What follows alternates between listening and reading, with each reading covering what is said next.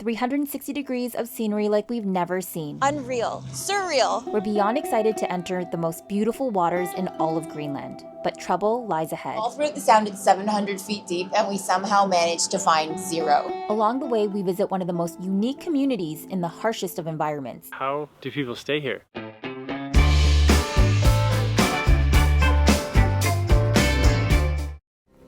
Welcome back, guys. We're continuing to explore Greenland's southern coast, slowly making our way east. With every mile, it feels like it gets wilder and more remote, more untouched, more isolated, and more incredible to experience firsthand. Doesn't get old. Oh man. This one has bergy bits washed up on top of it.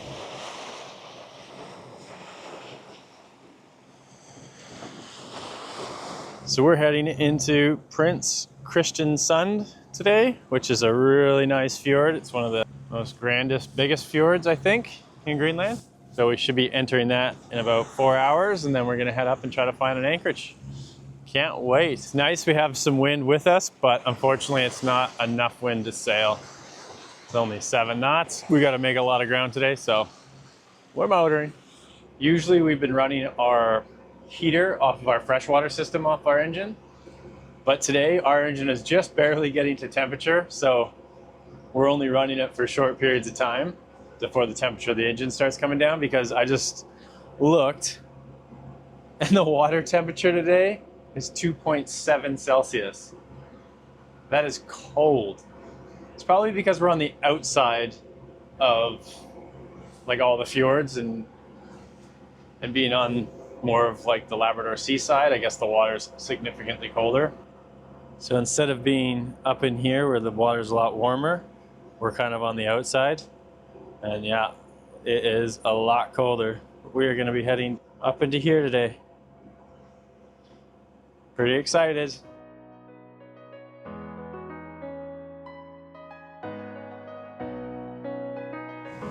Oh, we're coming into the entrance of Prince Christian Sound.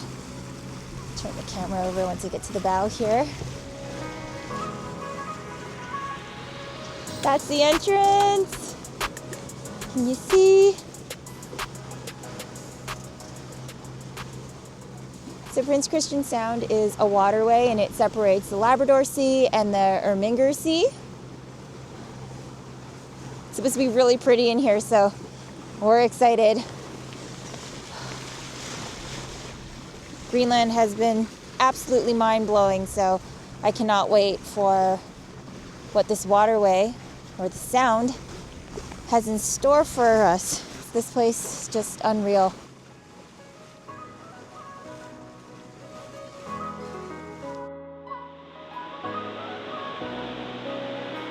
Wow.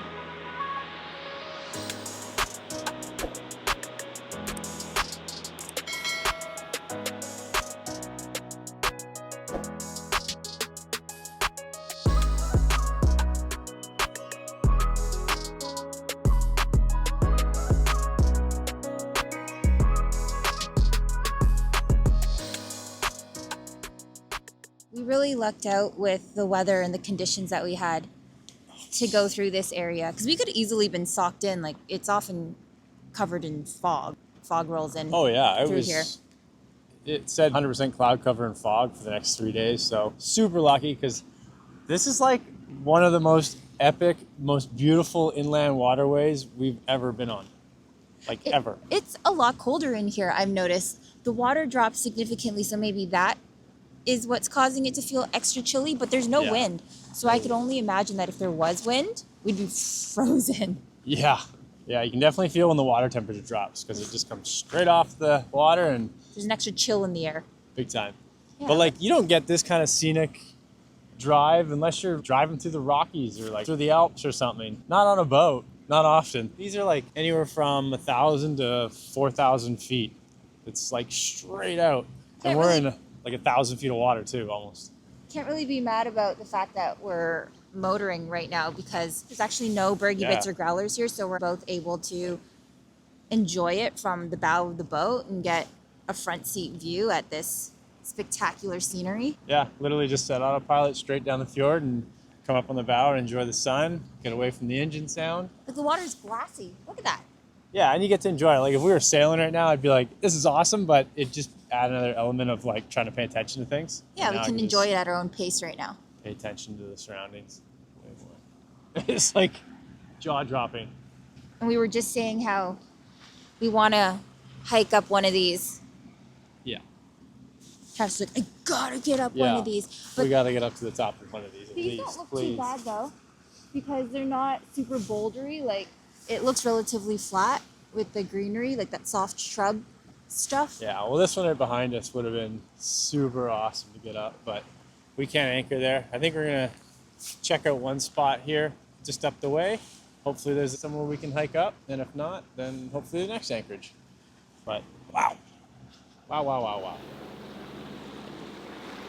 There's a little town right in here. I guess you can anchor as well. But we're gonna keep going. That's it. Tiny little town just nestled into this hill. We're approaching a huge iceberg right now, and we just want to double check that it is beached so that it doesn't come creeping into where we're planning on anchoring for the night. Show you guys, look how big it is.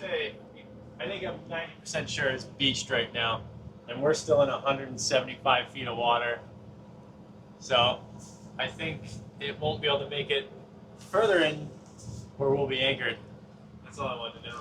Well, they say that what you see, like the tip of the iceberg, is maybe 10%, was it? Yeah. And 90% is underwater. Oh, wow, this thing is massive. It's beached. Yeah. It almost looks like a little, I won't even say it because I don't want Travis to get any ideas. Yeah, it looks like a half pipe. I wish you could ride my bike in there. A half, yeah, okay, ride your bike in there, yeah, okay. Like I said, no ideas.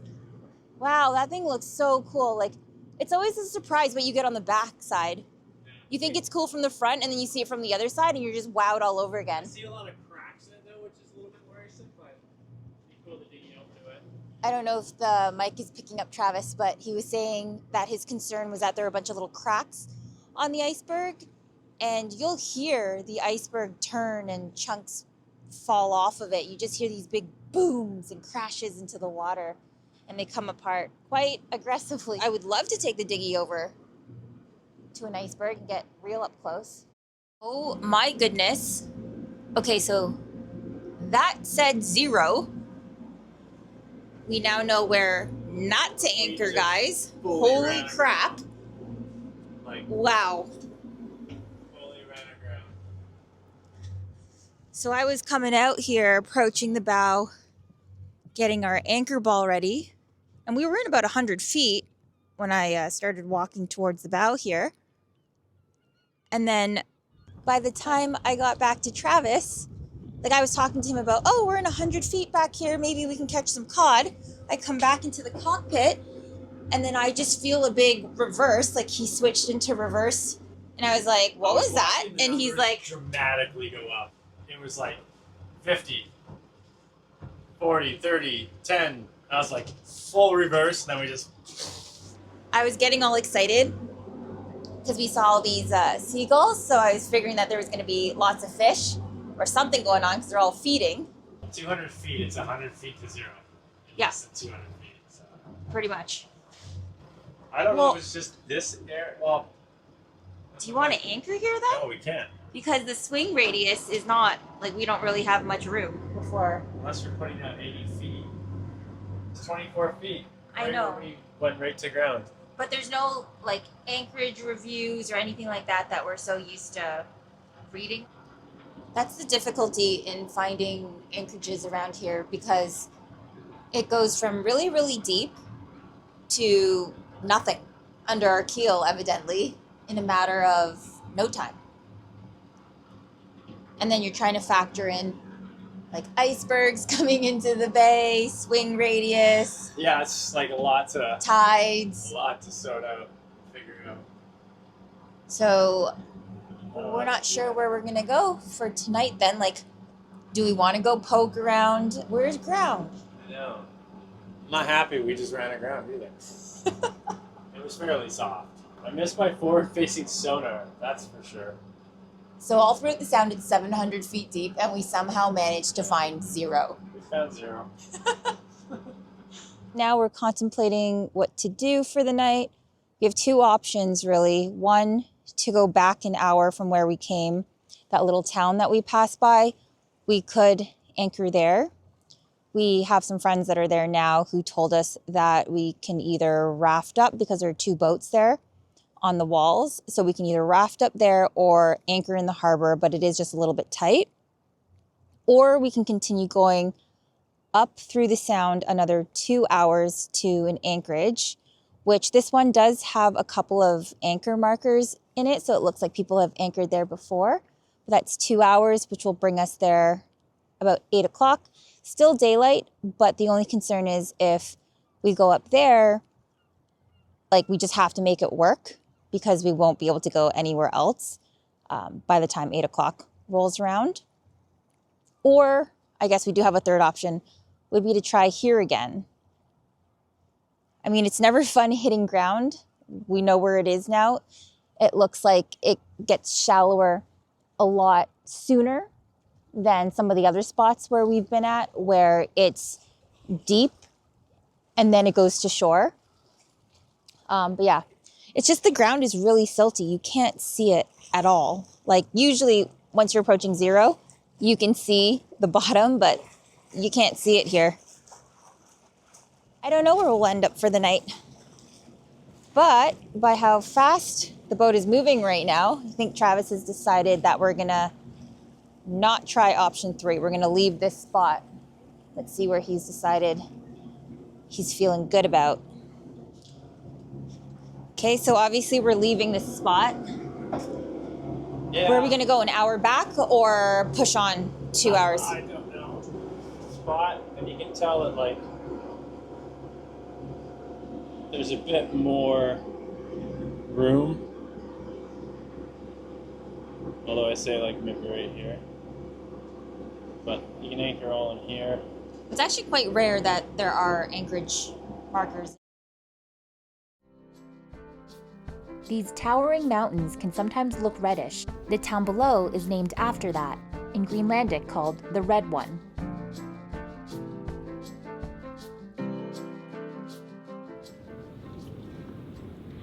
An iceberg right in the bay. Yeah. Ice cubes? Oh, and you can see it fizzling. Oh yeah, look, they're bubbly. So we obviously decided to head back an hour. It just made most sense. Head back an hour versus head up 2 hours for a maybe. And then we're kind of left with being there at like, what, 8 o'clock and then come back 4 hours, which would have sucked, but we're here now. Now we get to check out a cute little town. Yeah, so we're rafted to Langa, which we actually first met them in Halifax. Yeah. We were going to try to anchor, but it's a little tight. It always looks like there's more room when you look back at an anchorage versus when you're on the boat circling around. But we're tied up. It's fine. We can walk off the boat onto shore instead of lowering the dinghy. And then we're going to check out the little town here, which looks super cool. Yeah, there's like 90 people here, I think. Yeah, from what I was reading, there's been a significant decline in people over the years that reside here. Like, I think there were maybe only a couple hundred at one point, but now it's down to 90, something like that. Yeah, this is a wild place. The most remote town. None of the towns or villages are accessible, like connected to each other by road. So the major transportation is boat or by air. But more commonly, the residents get around by boat. Especially here. I just look at a town like this and I think, how does it work? How does it function? That obviously, I guess, looks like, you probably can't see that, but a diesel generator plant right there. All these homes must be heated either by that, because you can't heat homes here by fire. Oh, we know that we can get diesel here. Yeah, that's why diesel's probably subsidized, because of, like, it's the only means of heating and making the island work. Makes sense. And I don't even think there's a grocery store. Well, online it doesn't say there's a grocery store, but I did more digging. There's a chain of grocery stores. There are 67 of them, and they're government run, and they mainly put them in settlements that are a little bit more rural. We saw these when we were sailing by. What are these? That one's got some nastiness coming out of it. I don't know. No, they are trash. And then maybe a barge comes in once in a while and they load it up. It goes all the way out to the shoreline because we saw them when we were sailing by. It's a lot of garbage. Yeah, it looks like the truck hasn't been here in a while. There's a playground and school.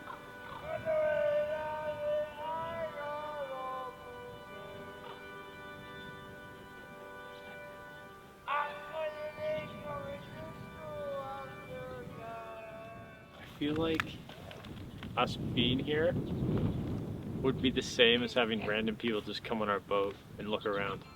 That's exactly how it is because this is such a small knit. Yeah, this is like not just their houses, their land and everything around here is like totally their home. Hopefully they're okay. She seemed okay. Nice little lady. She said hello. But yeah, I feel like kind of an intruder, just like. We just want to show what Greenland is like. Not many people get to see this. How lucky are we? Yeah, we're extremely lucky. Well, not many people get to be here physically. You can see it because we're showing you, but Yeah. to physically be here. Hello! If you're enjoying this, hit subscribe and motivates us to keep sharing more of our adventures with you.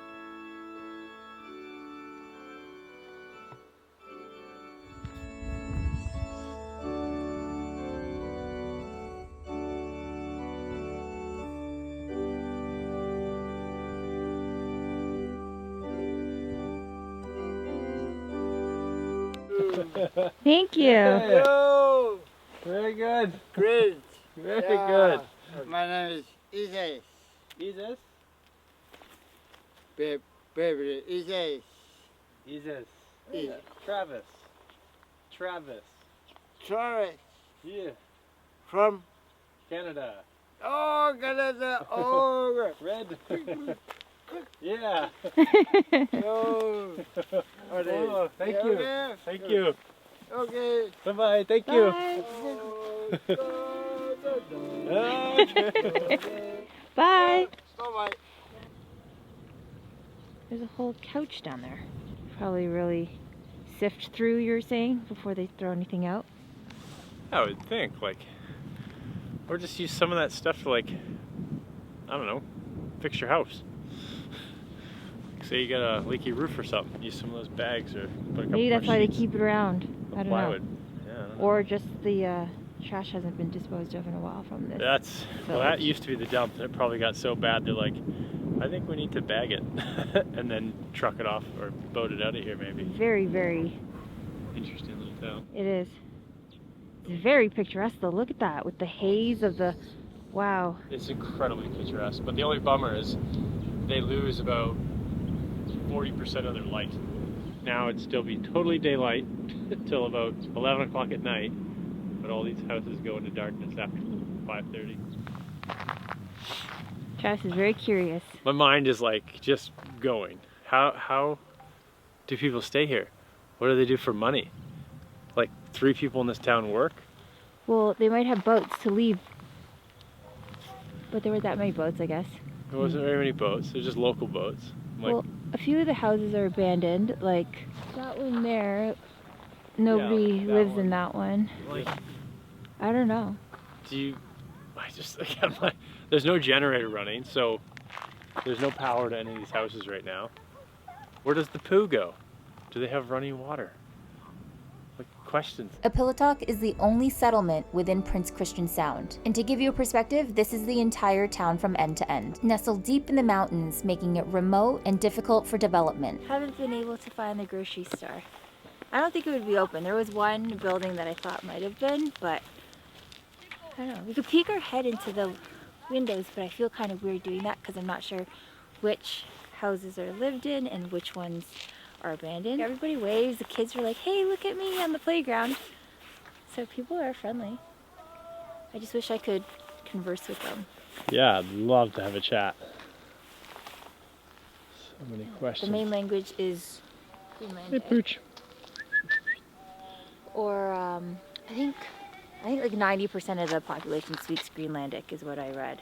And then 10% Danish and then some know English, but... Oh, Pet him. I am letting him smell me first. I don't want to stick my hand, you know. Hi. Hey, Pooch. See? Oh, he likes you. You're wagging your tail. You're happy. I think he wants to come with us, or she. Bye. Yeah, there's a back loading dock. Yeah. And there's heat going on. Oh, so there is heat. Yeah, well, actually there's electricity, but like I don't see... Well, the sign was right there. The last time I listened to ChatGPT, that's what it said. It was like, oh, it'll be like an unnamed little hut. Made sense. Yeah. Well, I guess that is a hut compared to a normal grocery store. Well, it's not on Google Maps, though. It's not marked. So there's the diesel stations. No, that's the generator. These are... You're still trying to figure out the power? Trying to figure it all out. Maybe that's a backup diesel generator for the winter. Oh, the orange things. Yeah, the building. See how there's 3 smokestacks coming out of it? Yeah? That would be probably a big generator. There you go. You sold. But it's not on right now. Maybe that's just a backup generator for the winter in case people, like, power goes out and people have no heat. You die. Well, there you go. You figured it out. And we figured out where the grocery store was. I'm still trying to figure out the power. Where are they getting their power from? Every town we've seen have had blue, red, and green, and they had stacks, just like that. But in AAPPLATTOQ, they were much higher.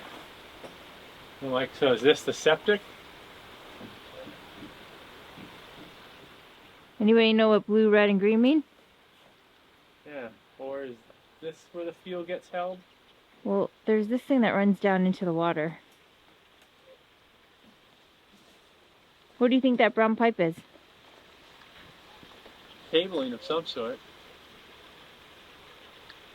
Like all the cables are like just mashed and chewed, broken. It must be an earth cable, but like, say that was a live cable just touching the frame. Don't be touching all the things then. Oh, the bugs are coming out hardcore now. Well, we ain't coming in here to fill up, I'll tell you that. This is like 2 feet deep. Like what boat can fill up here? A jet ski? The effort was there. It's a nice little dock, like a lot of stairs. They should just extend it out. Yeah, it's 15 quite feet. shallow, very far out. So we know this one's gas because I remember that from the last place. And gas was $5.85 and it was the same everywhere. Yeah. And then that one is 6 per liter, so I know that one's diesel because that was a diesel price everywhere, but it says gasoline. But it smells like diesel. Yeah. And then this one, Petroleum. I don't know, that one's like close to diesel price, 6.11.